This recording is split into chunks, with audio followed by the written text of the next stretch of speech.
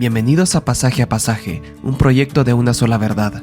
Mi nombre es Juan Luis Roca y juntos recorreremos la Biblia estudiando cada texto en su contexto, analizando su significado y descubriendo cómo su mensaje sigue transformando nuestras vidas hoy. Gracias por acompañarnos. Comencemos.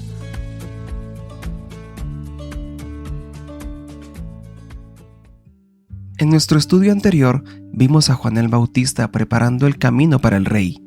Su mensaje era claro: arrepiéntanse, porque Dios está actuando. El Mesías prometido está por llegar. Ahora, en Marcos 1, 9 al 15, ocurre algo sorprendente.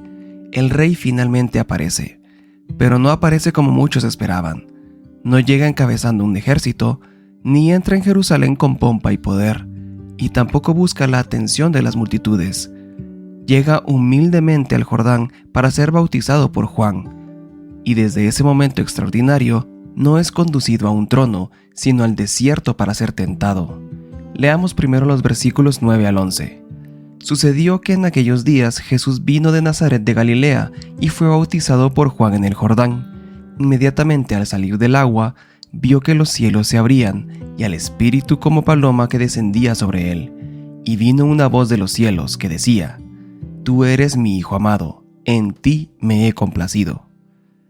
A simple vista, este episodio plantea una pregunta importante.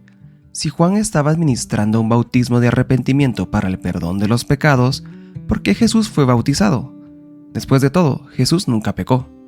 No tenía nada que confesar, ni tenía necesidad de arrepentirse.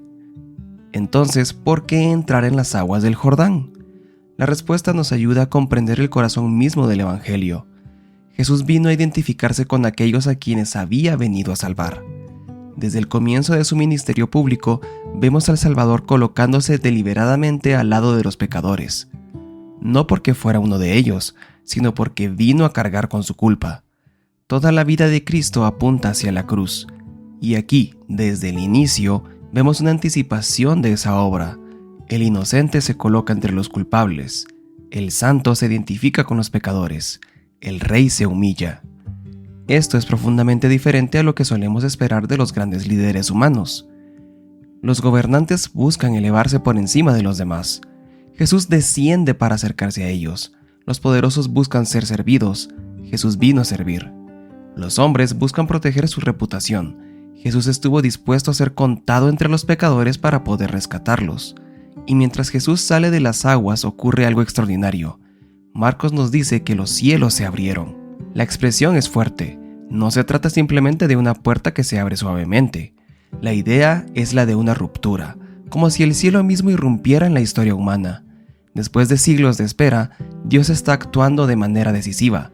El Espíritu Santo desciende sobre Jesús y luego se escucha la voz del Padre. Tú eres mi Hijo amado, en ti me he complacido. Este es uno de los momentos más hermosos de toda la Escritura. Aquí vemos a las tres personas de la Trinidad actuando juntas. El Hijo está en el agua, el Espíritu desciende, el Padre habla desde el cielo. La doctrina de la Trinidad no es una idea inventada siglos después por teólogos. Está presente en las páginas mismas de la Escritura, y aquí aparece de forma clara y gloriosa. Pero observemos también el contenido de las palabras del Padre. Tú eres mi Hijo amado.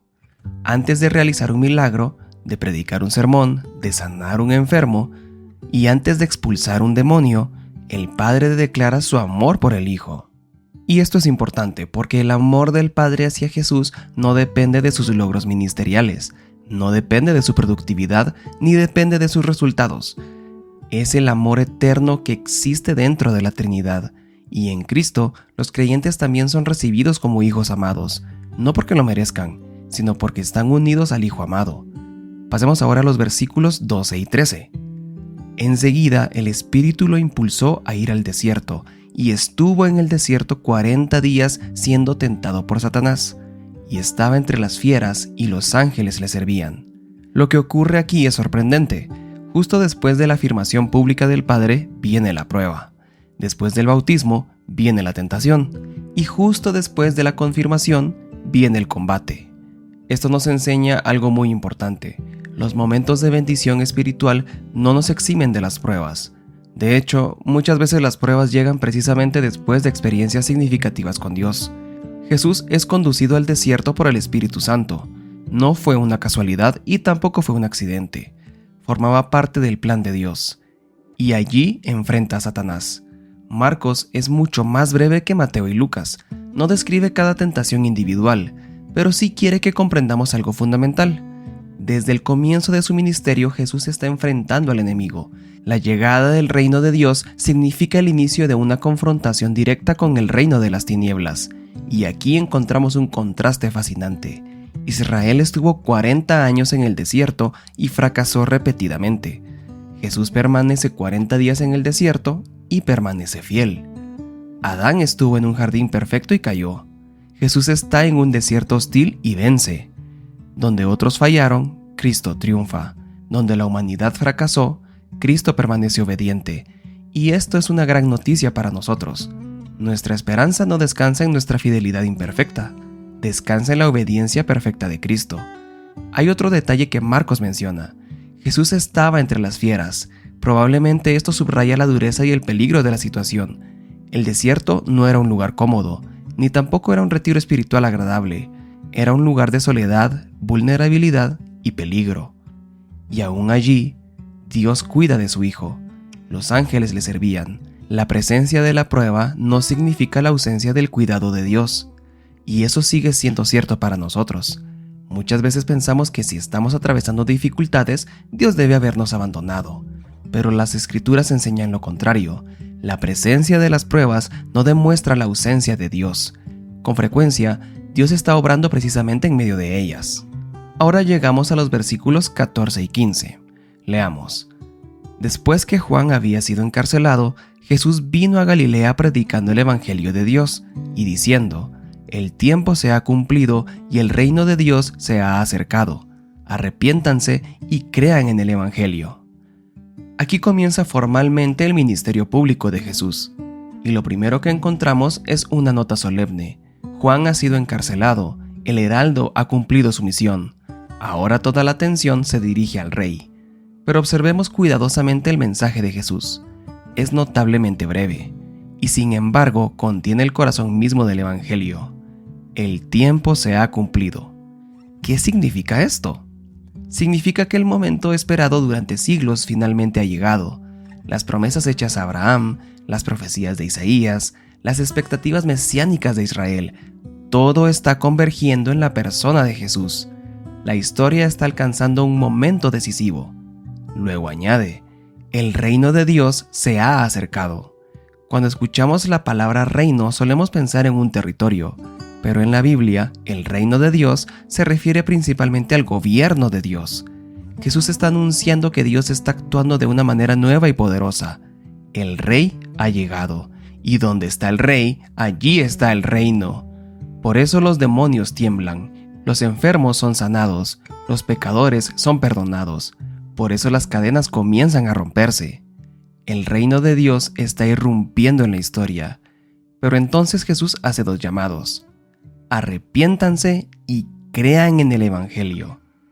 Notemos que ambos van juntos. No existe fe verdadera sin arrepentimiento y tampoco existe arrepentimiento genuino sin fe. Arrepentirse significa dar la espalda al pecado. Creer significa volver el rostro hacia Cristo. Son dos aspectos de una misma respuesta. Muchas personas desean las bendiciones del Evangelio sin abandonar aquello que las aleja de Dios. Otras intentan reformar sus vidas sin confiar verdaderamente en Cristo. Jesús llama a ambas cosas: arrepentimiento y fe, abandonar la vieja vida y abrazar al Salvador. Y aquí llegamos al mensaje central de este pasaje. El Rey ha sido presentado, el Padre ha declarado quién es, y el Espíritu ha descendido sobre él. Ha vencido la tentación, ha comenzado su misión, y ahora proclama las buenas noticias. El reino de Dios ha llegado. La pregunta no es si Dios actuará, la pregunta es cómo responderemos nosotros.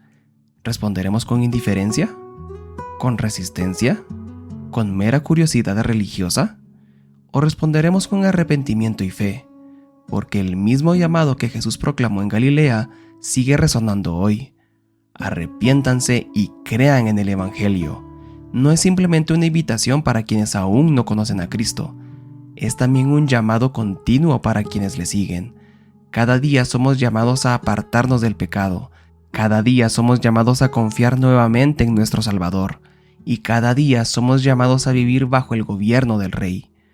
Que Dios nos conceda corazones sensibles para escuchar su voz, y que al contemplar a Jesús, el Hijo amado, el Rey victorioso y el Salvador perfecto, aprendamos a confiar más profundamente en Él.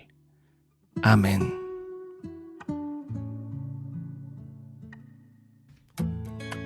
Gracias por acompañarnos en este estudio de Pasaje a Pasaje. Si este contenido ha sido de ayuda para ti, compártelo con otros y recuerda, la meta no es solamente conocer más acerca de la Biblia, sino conocer mejor al Dios que se ha revelado en ella. Nos vemos en nuestro próximo estudio.